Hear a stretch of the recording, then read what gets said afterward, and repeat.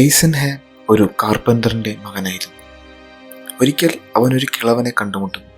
അയാൾ അവനെ മാജിക്കുകൾ കാണിച്ച് അത്ഭുതപ്പെടുത്തുന്നു. പെട്ടെന്ന് അയാൾ അപ്രത്യക്ഷനാകുന്നു. അങ്ങനെ എയ്സൻഹാം മാജിക് പഠിക്കാൻ ആരംഭിക്കുന്നു. അവിടുത്തെ രാജാവിൻ്റെ മകൾ അവനുമായി കൂട്ടാകുന്നു. പക്ഷേ രാജാവിന് അത് ഇഷ്ടമാകുന്നില്ല. അവൾക്ക് വേണ്ടി അവൻ തടിയിൽ ഒരു ലോക്കറ്റ് ഉണ്ടാക്കി കൊടുക്കുന്നു. ഒരിക്കൽ ഒരുമിച്ചിരിക്കുകയായിരുന്ന അവരെ രാജാവിൻ്റെ സെക്യൂരിറ്റി വന്ന് മകളെ പിടിച്ചുകൊണ്ടുപോകും. ഇനി അവളെ കണ്ടാൽ അവനെ കൊന്നുകളയുമെന്ന് പറയുന്നു. അങ്ങനെ അവൻ നാടുവിട്ടു പോകും. പിന്നീട് കുറേ വർഷങ്ങൾക്ക് ശേഷം അവൻ ഒരു വലിയ മാജിക്കുകാരനായി തിരിച്ചു വരും. വർഷങ്ങൾക്ക് ശേഷം എയ്സൻഹാം ഒരു പ്രശസ്തനായ മജീഷ്യനായി മാറുന്നു. അവൻ ആളുകൾക്ക് മുൻപിൽ മാജിക്കുകൾ കാണിക്കുന്നു.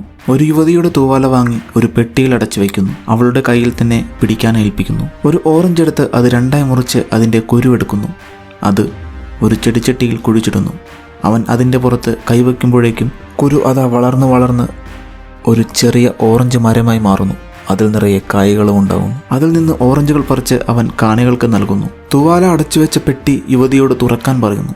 അതിൽ ഒന്നും ഉണ്ടായിരുന്നില്ല. അപ്പോൾ അതാ 2 ചിത്രശലഭങ്ങൾ ആ തൂവാല എടുത്തുകൊണ്ടുവരുന്നു. ഇതുകൂടി കണ്ടതോടെ കാണികളൊക്കെ എഴുന്നേറ്റ് നിന്ന് കൈയടിക്കുന്നു. ആ സ്ഥലത്തെ ചീഫ് ഇൻസ്പെക്ടറും കാണികൾക്കിടയിൽ ഉണ്ടായിരുന്നു. എയ്സൻഹൈമിൻ്റെ അടുത്ത മാജിക് ഷോയ്ക്ക് വേണ്ടി അവിടുത്തെ പ്രിൻസ് ആയ ലിയോപോൾഡ് കാണാൻ വന്നിരിക്കുന്നു. കൂടെ പ്രിൻസ് കല്യാണം കഴിക്കാൻ പോകുന്ന ഭാവി വധുവും. എയ്സൻഹൈം തൻ്റെ അടുത്ത മാജിക് ട്രിക്കിന് ഒരു വോളണ്ടിയറിനെ വേണമെന്ന് പറയുന്നു. പ്രിൻസ് ലിയോപോൾഡ് തൻ്റെ ഭാവി വധുവിനെ സ്റ്റേജിലേക്ക് അയക്കുന്നു. സ്റ്റേജിലേക്ക് തൻ്റെ മാനേജർ പ്രിൻസസിൻ്റെ പേര് പറഞ്ഞ് ആനയിക്കുമ്പോഴാണ് അത് തൻ്റെ പഴയ കാമുകിയാണെന്ന് അവന് മനസ്സിലാകുന്നത്. പക്ഷേ പ്രിൻസസിന് അത് മനസ്സിലാകുന്നില്ല. പ്രിൻസസിനെ ഒരു വലിയ കോട്ട് അണിയിക്കുന്നു. എന്നിട്ട് ഒരു മിററിൻ്റെ മുൻപിൽ കൊണ്ടുവന്ന് നിർത്തുന്നു. പ്രിൻസസിനോട് മിററിലേക്ക് കൈവീശി കാണിക്കാൻ പറയുന്നു. മിററിലെ റിഫ്ലക്ഷൻ അങ്ങനെ തന്നെ ചെയ്യുന്നു. പ്രിൻസസിനോട് വണങ്ങാൻ പറയുന്നു. പക്ഷേ മിററിലെ റിഫ്ലക്ഷൻ അങ്ങനെ ചെയ്യുന്നില്ല. പെട്ടെന്ന് പുറകിലൊരാൾ പ്രത്യക്ഷപ്പെടുന്നു. വാളുകൊണ്ട് വെട്ടുന്നു. പ്രിൻസസ് മരിച്ചു വീഴുന്നു. പക്ഷേ ഇതെല്ലാം സംഭവിക്കുന്നത് മിററിലെ റിഫ്ലക്ഷനിലാണ്. മരിച്ച പ്രിൻസസിൻ്റെ ശരീരത്തിൽ നിന്നും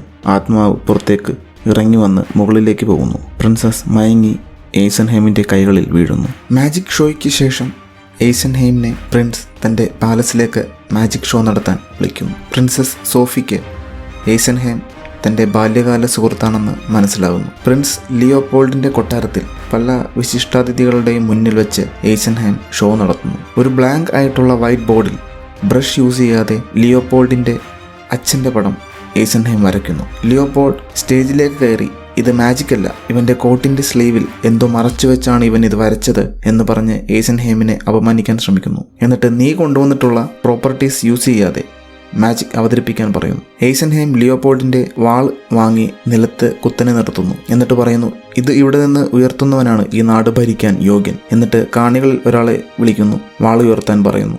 പക്ഷേ അയാൾക്ക് പറ്റുന്നില്ല. രണ്ടാമത്തെ ആളെയും വിളിക്കുന്നു. അയാൾക്കും വാൾ ഉയർത്താൻ പറ്റുന്നില്ല. ലിയോപോൾഡ് വന്ന് ഉയർത്താൻ ശ്രമിക്കുന്നു. പക്ഷേ സാധിക്കുന്നില്ല.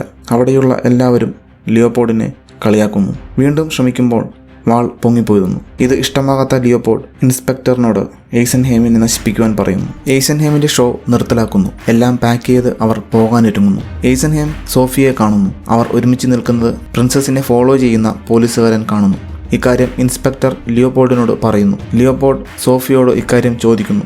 സോഫിക്ക് ലിയോപോൾഡിനെ കല്യാണം കഴിക്കാൻ താല്പര്യമില്ലെന്ന് പറയുന്നു. ലിയോപോൾഡ് അവളെ തല്ലുന്നു. അവർ വഴക്കുണ്ടാക്കുന്നതും സോഫി ഒരു കുതിരപ്പുറത്ത് പോകുന്നതും ഒരാൾ കാണുന്നു. പിറ്റേന്ന് സോഫി ഓടിച്ചുപോയ കുതിര സോഫി ഇല്ലാതെ പുറത്ത് ചോരപ്പാടുമായി തിരിച്ചു വരുന്നു. ഒരു വലിയ സെർച്ചിന് ശേഷം സോഫിയുടെ ഡെഡ് ബോഡി കണ്ടുകിട്ടുന്നു. അവരുടെ ഫാമിലി ഡോക്ടർ ഡെഡ് ബോഡി പരിശോധിക്കുന്നു. കഴുത്തിലുള്ള വാൾ കൊണ്ടുള്ള മുറിവാണ് മരണത്തിന് കാരണം എന്ന് പറയുന്നു. ഇൻസ്പെക്ടർ ഡെഡ് ബോഡി വന്ന് പരിശോധിക്കുന്നു. ഡോക്ടർ ഒരു ജം സ്റ്റോൺ സോഫിയുടെ ശരീരത്തിൽ നിന്നും കിട്ടിയെന്ന് പറയുന്നു. എയ്സൻഹൈം ഇത് ചെയ്തത് ലിയോപോൾഡ് ആണെന്ന് ഇൻസ്പെക്ടറിനോട് പറയുന്നു. പക്ഷേ ഇൻസ്പെക്ടർ അത് വിശ്വസിക്കാൻ തയ്യാറാകുന്നില്ല.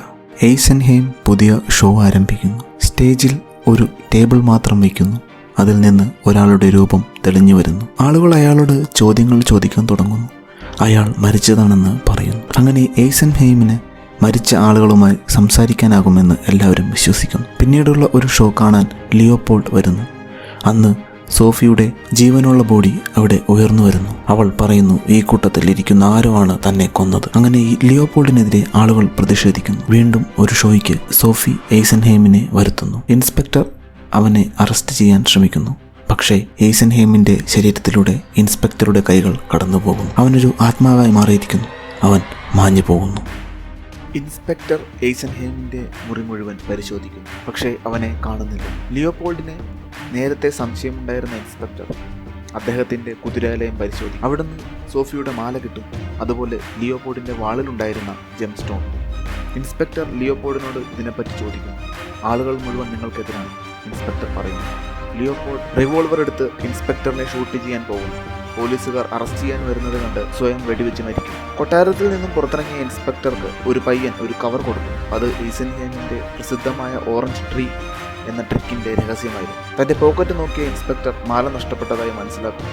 ഉടനെ തന്നെ കടന്നുപോയ ഒരാളുടെ പുറകെ ഓടുന്നു, പക്ഷേ അയാൾ ട്രെയിനിൽ കയറി രക്ഷപ്പെടുന്നു. പെട്ടെന്നാണ് അയാൾക്ക് എല്ലാം മനസ്സിലാകുന്നത്. എല്ലാം എയ്സൻഹെയിമിന്റെ കളിയായിരുന്നു. സോഫി മരിച്ചിട്ടില്ല. ലിയോപോൾഡിന് കൊടുക്കാൻ അവർ എല്ലാം പ്ലാൻ ചെയ്തതായിരുന്നു. അങ്ങനെ ദൂരെ ഒരിടത്ത് സോഫിയും എയ്സൻഹെയിമും സന്തോഷത്തോടെ ജീവിക്കുന്നു.